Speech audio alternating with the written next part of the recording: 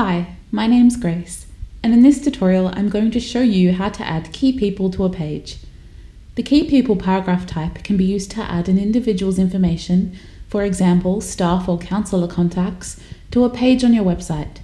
To add key people to a page, go to Content and select Edit on your desired page.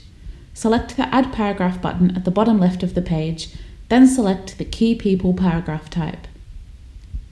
Here you can enter the name of the person, their job title, email address, a profile image, bio, and a contact phone number. For more advanced users, full HTML editing can be accessed by switching from basic HTML to full HTML via this drop-down.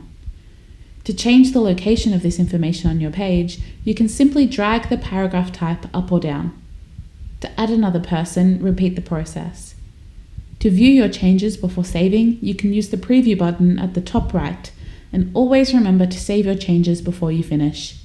That's a brief overview of adding key people to a page. I'll see you in the next video.